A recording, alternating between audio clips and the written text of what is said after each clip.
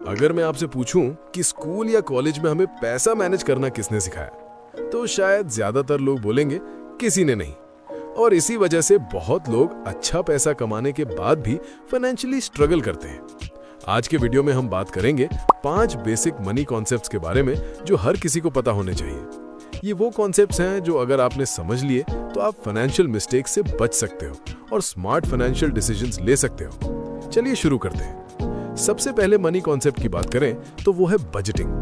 Budgeting word सभी ने सुना है, लेकिन एक्चुअली में बजटिंग होती क्या है ये बहुत कम लोग जानते हैं। बजटिंग का सिंपल मतलब है अपने पैसों को डायरेक्शन देना, ताकि पैसा आपको कंट्रोल ना करे बल्कि आप पैसों को कंट्रोल करो। बजटिंग एक फाइनेंशियल प्लानिंग प्रोसेस है जिसमें आप अपनी इनकम यानी कितना पैसा आता है वो लिखते हो, अपने एक्सपेंसेस यानी कितना पैसा खर्च होता है उसे ट्रैक करते हो, फ्यूचर गोल्स के लिए सेविंग और इन्वेस्टमेंट प्लान बनाते हो और इंश्योर करते हो कि खर्चा इनकम से ज्यादा ना हो। मान लो किसी की सैलरी 30,000 रुपीज पर मंथ है। अगर वो बजटिंग नहीं करता तो महीने के एंड में उसे पता ही नहीं चलेगा कि पैसा फूड डिलीवरी, शॉपिंग और रैंडम एक्सपेंसेस में कहाँ गया। लेकिन अगर वो बजटिंग करता है तो वो अपना पैसा कुछ इस तरह डिवाइड कर सकता है: 15,000 rupees house hold expenses, 5,000 rupees savings, 5,000 rupees emergency fund, 5,000 rupees lifestyle expenses. अब सवाल आता है, बजटिंग करना क्या सच में जरूरी है? बिल्कुल, क्योंकि बजटिंग से फाइनेंशियल क्लैरिटी मिलती है, पैसा कहां जा रहा है पता चलता है, ओवर स्पेंडिंग रुकती है, इमरजेंसी के लिए रेडी रहते हो, फाइनेंशियल गोल्स अचीव करने में हेल्प मिलती है, जैसे घर बनाना, बाइक लेना या ट्रैवल करना। चाहे आप जॉब करते हो, बिजनेस करते हो या स्टूडेंट हो, हर लेवल पर बजटिंग इंपॉर्टेंट है। लेकिन बजटिंग करते वक्त लोग कुछ कॉमन मिस्टेक्स करते हैं, जैसे सिर्फ मेंटली बजट बनाना। अगर आप सिर्फ दिमाग में बजट बना रहे हो तो वो बजट नहीं है, उसे नोटबुक या डिजिटल ऐप में लिखना जरूरी है। दूसरी मिस्टेक है इमरजेंसी फंड इग्नोर करना। तीसरी मिस्टेक है अनरियलिस्टिक टारगेट सेट करना। और चौथी मिस्टेक है बजट रिव्यू ना करना। अगर आप महीने में एक बार अपना बजट रिव्यू नहीं करते तो वो इफेक्टिव नहीं होगा। इसलिए बजटिंग सिंपल है लेकिन डिसिप्लिन के बिना काम नहीं करती। दूसरा इंपॉर्टेंट कॉन्सेप्ट है इमरजेंसी फंड। इमरजेंसी फंड मतलब वो पैसा जो सिर्फ और सिर्फ इमरजेंसी के टाइम यूज करने के लिए साइड में रखा होता है। ये फंड डेली एक्सपेंसेस, शॉपिंग या इन्वेस्टमेंट के लिए नहीं होता। जैसे बजटिंग एक फाइनेंशियल प्लानिंग प्रोसेस है, वैसे ही इमरजेंसी वो सिचुएशन होती है जो सडनली आए और आपके कंट्रोल में ना हो। For example, job loss, medical emergency, financial crisis, घर या गाड़ी का मेजर रिपेयर। लेकिन कुछ चीजें इमरजेंसी नहीं होती, जैसे वेकेशन, न्यू आईफोन लेना या शॉपिंग करना। रिसर्च के हिसाब से इंडिया में 70% से ज्यादा हाउसहोल्ड्स के पास 3 महीने का भी इमरजेंसी फंड नहीं होता। इसका मतलब अगर उनकी इनकम सडनली बंद हो जाए तो उन्हें लोन या क्रेडिट कार्ड पर डिपेंड करना पड़ता है। इमरजेंसी फंड होने से फाइनेंशियल स्ट्रेस कम होता है। अगर फंड नहीं होता तो लोग क्रेडिट कार्ड या पर्सनल लोन लेते हैं, जिसमें इंटरेस्ट रेट 15% से 36% तक हो सकता है। अब सवाल आता है, इमरजेंसी फंड कितना होना चाहिए? जनरल रूल है, आपका 3 मंथ्स टू 6 मंथ्स का एक्सपेंसेस 20,000 रुपीज है तो इमरजेंसी फंड आइडियली 60,000 से 1,20,000 रुपीज होना चाहिए। इमरजेंसी फंड का गोल रिटर्न कमाना नहीं होता, इसका गोल होता है लिक्विडिटी और सेफ्टी। इसलिए इसे आप savings account, high interest savings account या शॉर्ट टर्म फिक्स्ड डिपॉजिट में रख सकते हो। और एक इंपॉर्टेंट प्रिंसिपल है, पे योरसेल्फ फर्स्ट, मतलब सैलरी आते ही सबसे पहले सेविंग और इमरजेंसी फंड में पैसा डालो, फिर खर्च करो। इमरजेंसी फंड बनाते वक्त भी लोग कुछ मिस्टेक्स करते हैं, जैसे इमरजेंसी फंड को इन्वेस्टमेंट बना देना, हर छोटी चीज को इमरजेंसी बोल देना, सेविंग्स को सेम अकाउंट में रखना, डिसिप्लिन मेंटेन ना करना। तीसरा मनी कॉन्सेप्ट है इंश्योरेंस। कुछ लोग बोलते हैं इंश्योरेंस पैसा बर्बाद करना है, और कुछ लोग बोलते हैं बिना इंश्योरेंस के लाइफ रिस्की है। तो सच क्या है? सिंपल शब्दों में इंश्योरेंस मींस रिस्क को ट्रांसफर करना। लाइफ अनप्रेडिक्टेबल है, कभी भी कुछ भी हो सकता है, accident, illness, fire, theft etcetera.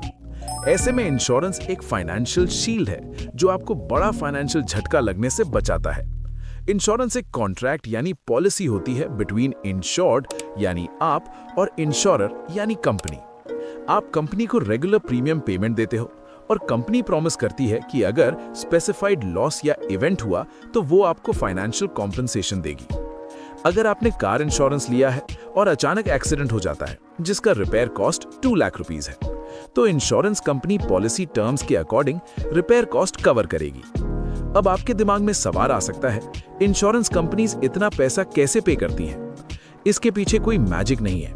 Companies क्या करती हैं, 10,000 लोगों से प्रीमियम पेमेंट लेती हैं। ऐसे में मिनिमम 10 या 20 लोगों को लॉस होता है। बाकी लोगों के पेमेंट से उन 10-20 लोगों का कॉम्पेंसेशन पेमेंट होता है। इसको बोलते हैं रिस्क पूलिंग। इंश्योरेंस का पर्पस फाइनेंस में बहुत बड़ा है, जैसे वेल्थ प्रोटेक्शन, बिजनेस स्टेबिलिटी या इनकम प्रोटेक्शन। इसका मतलब अगर अर्निंग मेंबर को कुछ हो जाए तो फैमिली फाइनेंशियली सर्वाइव कर सके। इंश्योरेंस के कुछ टाइप्स हैं जो शायद हमें पता होने चाहिए, जैसे लाइफ इंश्योरेंस, हेल्थ इंश्योरेंस और जनरल इंश्योरेंस, जिसमें car, bike, home, travel, fire insurance आते हैं। इसमें एक बात ध्यान रखना, इंश्योरेंस रिच बनने का टूल नहीं है, ये एक पुअर होने से बचने का टूल है। नेक्स्ट कॉन्सेप्ट है क्रेडिट स्कोर। आपकी लाइफ में एक 3 डिजिट नंबर होता है जो डिसाइड करता है कि आपको लोन मिलेगा या नहीं और लोन पर इंटरेस्ट रेट कितना लगेगा। और शॉकिंग बात यह है कि बहुत लोगों को पता ही नहीं होता है कि ये कैसे वर्क करता है। क्रेडिट स्कोर एक 3 डिजिट नंबर होता है जो 300 से 900 के बीच होता है। इंडिया में इसे ज्यादातर सिविल स्कोर के नाम से जाना जाता है। बैंक्स और NBFCs यानी कि नॉन बैंकिंग फाइनेंशियल कंपनीज इसी स्कोर को देखकर डिसाइड करते हैं कि लोन अप्रूव करना है या रिजेक्ट। 3 डिजिट नंबर जो 300 से 900 के बीच होता है, इसे समझने के लिए ये चार्ट देख सकते हो। अगर आपका क्रेडिट स्कोर रेंज 300 से 549 तक है तो आप वेरी रिस्की रेंज में हो। 550 से 649 है पुअर रेंज, 650 से 699 है एवरेज, 700 से 749 है गुड और 750 से 900 रेंज है तो एक्सीलेंट। अगर आपका क्रेडिट स्कोर 750 प्लस है तो आपको लोन इजीली मिल सकता है। स्कोर लो है तो लोन रिजेक्ट हो सकता है, इंटरेस्ट रेट ज्यादा हो सकता है, क्रेडिट कार्ड लिमिट कम मिल सकती है। अब सवाल है क्रेडिट स्कोर इंप्रूव कैसे करें। सबसे पहला रूल, EMI और क्रेडिट कार्ड बिल हमेशा टाइम पर पे करो। दूसरा रूल, क्रेडिट यूटिलाइजेशन 30% से कम रखो। यूटिलाइजेशन यानी अगर आपकी क्रेडिट लिमिट 1 लाख रुपीस है और आप 80,000 रुपीस यूज करते हो तो यूटिलाइजेशन 80% हो जाएगा, जो बहुत ज्यादा है। इसे आइडियली 30,000 रुपीस के अंदर रखो। कुछ और टिप्स, एक साथ मल्टीपल लोन्स अप्लाई मत करो। साल में एक बार क्रेडिट रिपोर्ट चेक करो। ओल्ड क्रेडिट कार्ड को एक्टिव रखो। सेटलमेंट से बच के रहो, हमेशा फुल पेमेंट करो। और इस वीडियो का लास्ट मनी कॉन्सेप्ट है इंटरेस्ट रेट। ये थोड़ा हार्श लग सकता है, लेकिन बैंक्स आपसे सबसे ज्यादा पैसा तब कमाते हैं जब आप डेट में फंस जाते हो। इसके पीछे एक सिंपल कॉन्सेप्ट है जो लोग समझते नहीं, वो है interest rate. Interest rate finance का कोर कॉन्सेप्ट है। अगर पैसा दुनिया का इंजन है तो इंटरेस्ट रेट उस इंजन का स्पीड कंट्रोल नॉब है। इंटरेस्ट रेट एक परसेंटेज होता है जो तब लगता है जब आप पैसा इन्वेस्ट करते हो, बैंक में डिपॉजिट करते हो या लोन लेते हो।